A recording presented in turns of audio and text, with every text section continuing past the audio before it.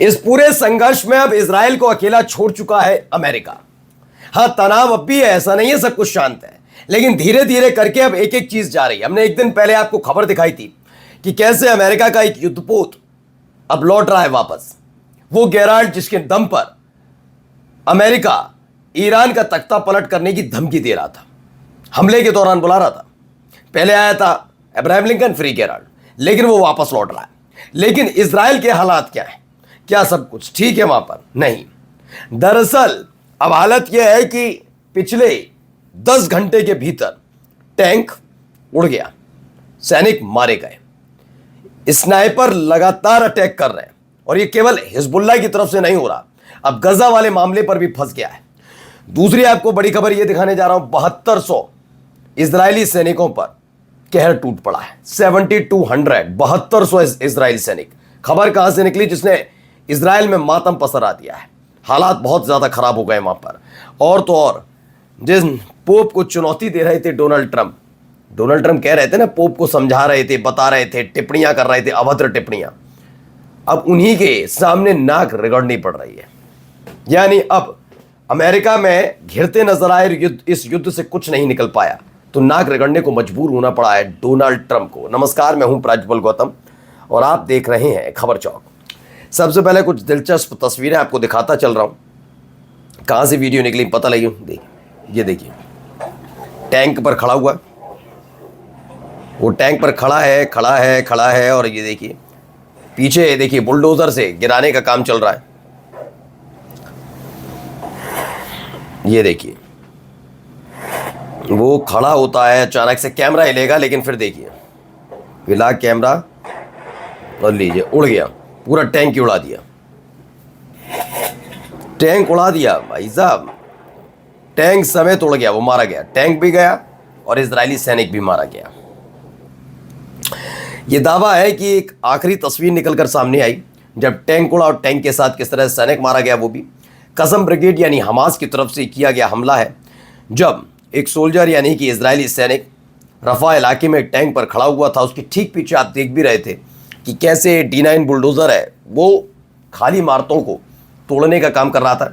यानी लगातार वहाँ पर हालात बिगाड़ने के काम हो रहे थे और इन सब के बीच ये हमला किया गया है, which was destroyed from a distance of just a few metre.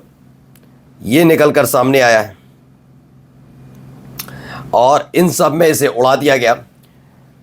कुछ मीटर की दूरी पर ही ये हमला हुआ और उसके बाद धुआं हर तरफ नजर आया है। अब एक और वीडियो देखिए, ये वीडियो एक निकल कर सामने आई, जरा देखिए।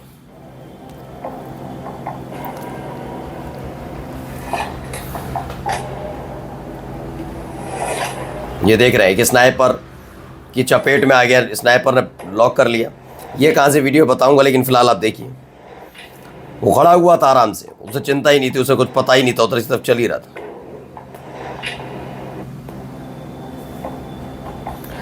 तो ये खबर है कि the Israeli sniper who was hunted by a Palestine sniper, जो इजराइल के स्नाइपर इस समय गजा के अंदर बहुत सारे तैनात कर रखे हैं इन्होंने। भी हाल ही में एक खबर आई थी, एक बड़ा खूंखार स्नाइपर था इजराइल की सेना का, जो लगातार इसी तरीके से हिजबुल जो गजा हमास के लड़ाके हैं उनको नहीं, वो मासूम बच्चों को सबको निशाना बनाता था। आखिरकार वो धरा गया और उसके बाद जिस तरह के हालात बने, अब यहाँ से खबर निकल कर आई कि इजरायली स्नाइपर जो वहाँ पर तैनात थे, बिल्डिंग्स पर तैनात रहते हैं अमूमन, उनको टारगेट किया फ़िलिस्तीन के एक स्नाइपर ने और मार गिराया। ये तस्वीर भी इस साथ में दी गई है, यही वो इजरायली स्नाइपर है। अब इन सब के बीच एक खबर आई। पहली बुरी खबर है कि अर्जेंट डिफ़िकल्ट सिक्योरिटी इंसिडेंट हुआ। An Israeli military force was targeted.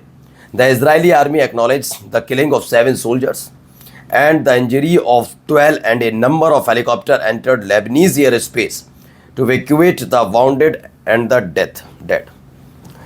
दावा किया जा रहा है एक बड़ा हमला हिजबुल्लाह की तरफ से दक्षिणी लेबनान में हुआ, जिसमें 7 इजरायली सैनिक मारे गए, 12 गंभीर रूप से घायल हैं। दावा यह भी है कि एक नहीं, दो नहीं, कई तादाद में हेलीकॉप्टर्स भेजे गए लेबनान में, जिससे उन्हें सकुशल लेकर आया जाए और अस्पताल में भर्ती कराया जाए। तो ये खबर निकल कर आई, वाउंडेड एंड द डेड, जो मारे गए या फिर जो घायल हुए हैं उनको वापस लाने के लिए ये कवायद लगातार वहाँ पर चल रही है। अब एक खबर और है, और महत्वपूर्ण खबर है ये। अभी तक हमने आपको बताया था कि जब ये संघर्ष चला, दोबारा से मोर्चा खुला ईरान के साथ, उसी बीच लेबनान के साथ जब मोर्चा खुला, तो उसके बाद इजराइल के जो रक्षा मंत्री है, या यूं कहा IRGC IDF के प्रमुख और प्रवक्ता, दोनों ने एक बयान दिया था। बयान ये था कि भाई जिस तरह के हालात हैं, हमारे पास अब लड़ने के लिए सैनिक बचे नहीं हैं, हमारे को अभी फौरन 8,000 चाहिए, लेकिन 1.5-2 महीने बीत चुके हैं, ये तादाद बढ़ चुकी है। लगातार हो रहे अटैक के बीच खबर ये निकल कर आई कि अब और भारी तादाद में इजरायली सैनिक चाहिए। 7200 इजरायली सैनिक मर गए, 7200 इजरायली सैनिक। Over 7200 Israeli soldiers discharge for mental health reason in 1 year. पागल हो गए, कई ने सुसाइड कर लिया। ये हालात हैं, कई ने सुसाइड कर लिया है, कई कुछ पागल है तो अब लौट कर नहीं आ रहे।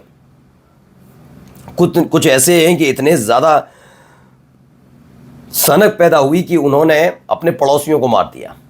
ये पागलपन है, और ये लड़ाई सिर्फ हिजबुल्लाह से नहीं है।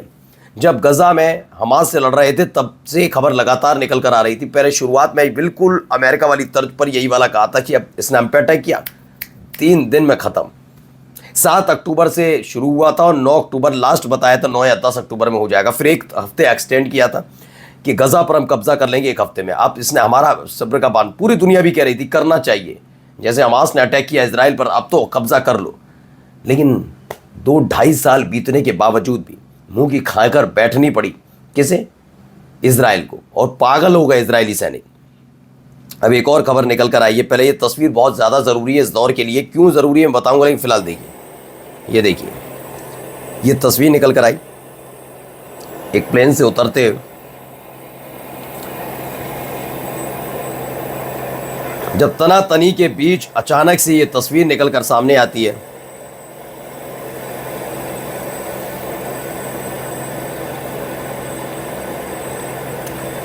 तो जो आपको देख रहे हैं प्लेन से उतरते हुए नजर आए थे, वो अमेरिका के विदेश मंत्री हैं मार्को रूबियो, पोम्पियो और जियोर्जियो मेलानी के साथ मुलाकात के लिए रोम पहुंचे।